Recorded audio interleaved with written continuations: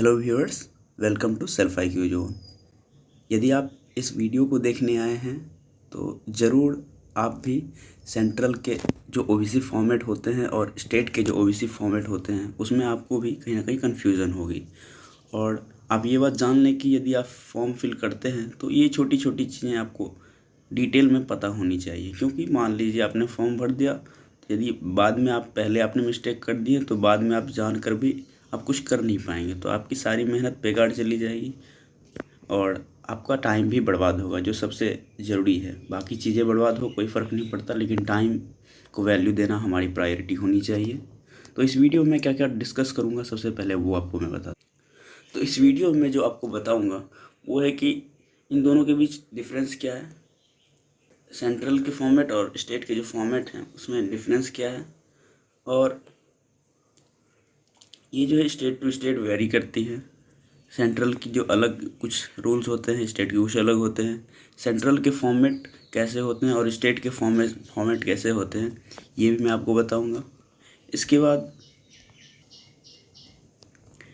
बाद अप्लाई कैसे करना है, और जातीय आय निवास। तो इसमें जो आप ये जाति देख रहे होंगे, इसको भी लेकर के बहुत सारे बंदे कंफ्यूज होते हैं कि क्या यही जाति हमारा सेंट्रल फॉर्मेट हो गया या फिर स्टेट फॉर्मेट हो गया। नहीं, वो अलग है, तो उस पर भी हम बात करेंगे। और कहाँ अप्लाई करना है, कहाँ से अप्लाई करना है, वो भी मैं बता दूंगा शॉर्टकट में। और अप्लाई करके देखिए, एक होता है कि आपने अप्लाई कर दिया तो वो जो ऑटोमेटिक बन के आता है खुद ब खुद, उसमें थोड़ा टाइम लग जाता है, लगभग 21 से 30 दिन के आसपास टाइम लग जाता है। तो इस स्थिति में आपको क्या करना है, यदि आपको जल्दी बनवाना है तो टाइम टू मेक इट, तो वही टाइम पर भी बात कर लेंगे हम लोग। तो एक एक करके हम लोग बारी बारी से बात करते हैं। तो सबसे पहले हम लोग देख लेते हैं कि इन दोनों के बीच डिफरेंस क्या क्या होते हैं। तो सबसे पहले आपको डिफरेंस देखने के लिए आपको पहले मैं फॉर्मेट दिखाता हूँ स्टेट के और सेंट्रल के। ये वाली जो आप देख रहे हैं ये है स्टेट फॉर्मेट। तो जैसे कि मेरे पास अभी बिहार का है, तो इसी तरह आपके पास, आप जिस भी स्टेट के होंगे तो आपके पास वहाँ का होगा। तो यहाँ पे आप दिख रहा होगा आपके प्रमाण पत्र संख्या। तो प्रमाण पत्र संख्या के जैसे बगल में आप यहाँ देखिए तो आपको NCL दिख रहा होगा, ठीक है। ये है NCL। अब जैसे आपको NCL दिख गया, नॉन क्रीमी लेयर, तो आप समझ जाइए कि ये जो है आपका स्टेट फॉर्मेट में है। और इसके अलावा यहाँ भी देखिए लिखा हुआ है जैसे राज्य सरकार के प्रयोजनार्थ, जैसे बिहार सरकार है तो बिहार सरकार के प्रयोजनार्थ, और इसी तरह यहाँ पे NCL। तो दो चीज़ें हो गई पता करने के लिए। यदि मैं आगे चलूँ, आप ये थोड़ा इसका ओवरव्यू देख सकते हैं कैसे ये प्रमाणित करता है कि यहाँ पे उनका नाम होगा, पिता का नाम होगा, फिर माता का नाम होगा। जैसे बिहार है, इसके बाद जो भी सेवाओं में रिक्तियाँ हैं तो आरक्षण की बात जो की गई है, और ये कुछ ऐसा दिखेगा आपको। आपकी यहाँ अनुसूची जो भी है वैसा दिख जाएगा।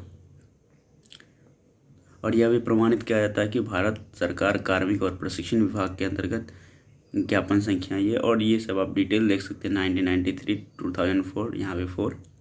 तो ये कुछ इस तरह से दिखेगा। और यहाँ देखिए स्तंभ 3 में वर्णित क्रीमी लेयर के अंतर्गत नहीं आते, यानी कि नॉन क्रीमी लेयर। और यहाँ आप देख सकते हैं आपके जो रीजनल RO ऑफिसर हैं उनका यहाँ पे सिग्नेचर होगा, यहाँ पर डेट मेंशन होगा, और ये आपका QR होगा जहाँ से आपका डिटेल्स देखा जा सकता है। तो ये था स्टेट फॉर्मेट। अब मैं आपको दिखाता हूँ सेंट्रल फॉर्म। ये है सेंट्रल फॉर्मेट, जिसकी ज़रूरत होती है केंद्र सरकार के किसी भी जॉब को, यदि आप उसके लिए अप्लाई करते हैं तो आपको इस फॉर्मेट की ज़रूरत होती है। तो इसे हम लोग डिटेल में समझते हैं। तो ये भी बना हुआ है बिहार सरकार के द्वारा ही, लेकिन यहाँ आप देख सकते हैं ये जो लिखा मिलेगा आपको भारत सरकार, ये बिहार सरकार मतलब बनाया है जिस स्टेट से, वहाँ तो होगा ही, वो लिखा मेंशन तो होगा ही। लेकिन भारत सरकार के सेवाओं में नियुक्ति है तो अन्य पिछड़े वर्गों में उम्मीदवारों द्वारा आवेदन करने संबंधी प्रमाण पत्र। तो अब आप यहाँ प्रमाण पत्र संख्या देख रहे हैं जैसे पिछले में था, लेकिन यहाँ पर आप देखिए क्या लिखा हुआ है, B एंड देन OBC। तो आपको ये चीज़ यहाँ पर देखना है। अब ये है OBC सेंट्रल का, जिसमें OBC क्लियरली मेंशन किया होता है, उसमें NCL लिखा होता है, ठीक है। तो अब मैं समझता हूँ कि आपका ये चीज़ क्लियर हो गया है। उसके बाद यहाँ पर डेट होता है, जिस डेट को आपका बन के तैयार होता है वो वाली डेट यहाँ पर मेंशन। और इसमें देख सकते हैं आप कितनी तरह की संकल्प संख्या ये वगैरह है। तो इन चीज़ों को हम लोग डिटेल में देखें, बस आप एक ओवरव्यू ले लें कि ये किस तरह से दिख सकता है आपको। देखिए ये कुछ ऐसा दिखेगा, तो उसमें थोड़ा और इसमें थोड़ा डिफरेंस था, तो आप आगे पीछे करके देख सकते हैं। बाकी चीज़ें साथ ही रहती है,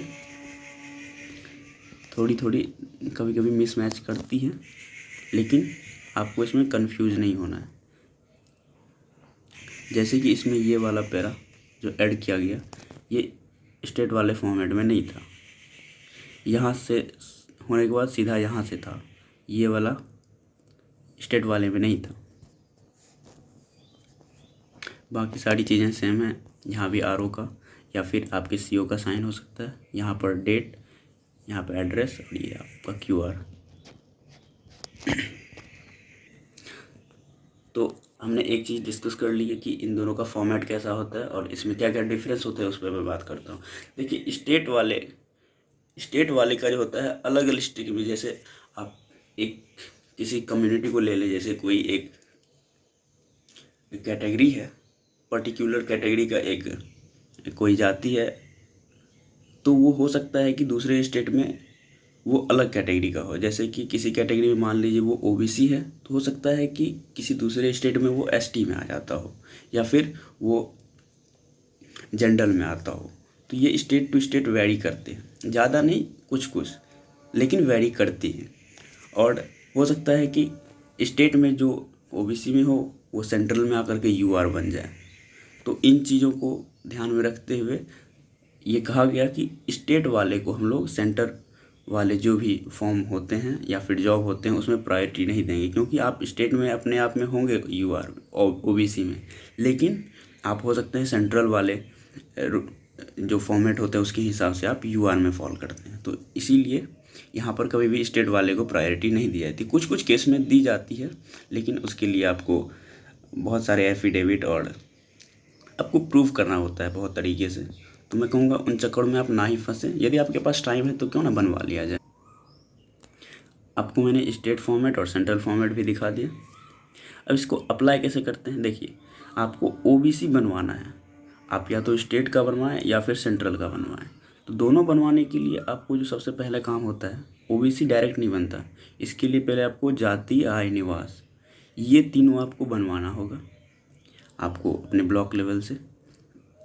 ये केंद्र सरकार, राज्य सरकार का भी होता है, लेकिन आप कोई भी लेकर के बना सकते हैं। आप सेंट्रल का बनवा रहे हैं तो कोई बात नहीं, सेंट्रल से भी काम चलेगा, स्टेट का बनवा रहे हैं तो उससे भी। आप पहले ओबीसी बनवाने से पहले आपको जाति, आय और निवास बनवाना पड़ेगा।